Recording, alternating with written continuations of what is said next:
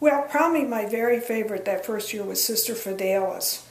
She was an older nun, a chemistry teacher. I was majoring in chemistry, and she took me under her wing and helped me adjust to, first of all, being in a rather formal situation. I'd never responded to Miss Chambers before in my life. I didn't even recognize that as my name, but that's what we were called rather than our first names.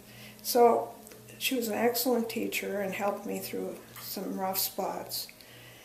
But Sister Charles, of course, was a chemistry teacher, and she was very important. She really taught me how to become an organized person, or at least she tried to teach me that, and systematic.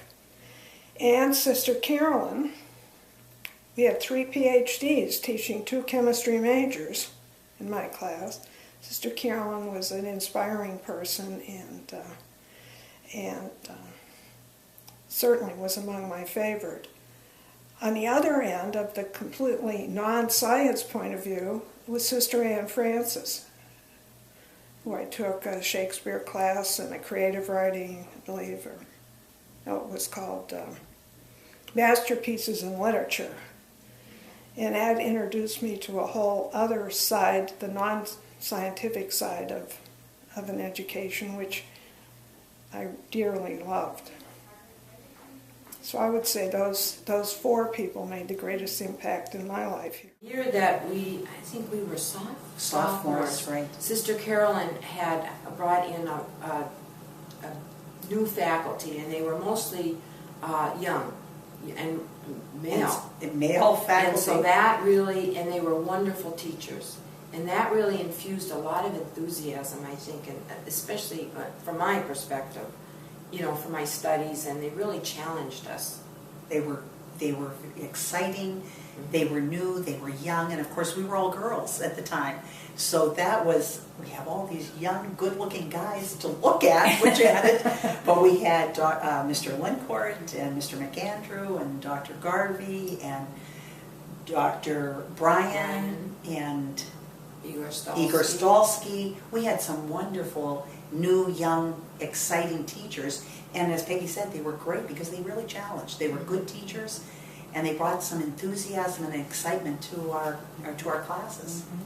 Well, I guess I have to, I will speak of Sister Maria, who was our floor dean at that time, and of course there's the whole adjustment to being away from home, and she just took us all under her wing. She was also my teacher in theology, and having been raised on Baltimore catechisms, she just opened a real world to me of our faith and living in. And I still have that book, Life of Christ. That was our first 101 theology class we took. And so Sister Maria was very dear. Being an education major, of course, it was Sister Suzanne, who was the education department pretty well. I still have to go to that 3rd floor where her room was whenever I visit, just because to me that's almost hallowed ground. But I came from public schools, and at that time sight reading was the thing. So I had no background in phonics. Sister Suzanne took me after dinner, after prayers and that, up in her room, and I learned what a diphthong was, a consonant blend, and all those terms. Rather ironic, because when I did return to education after our children were somewhat raised, I spent my years in 1st grade.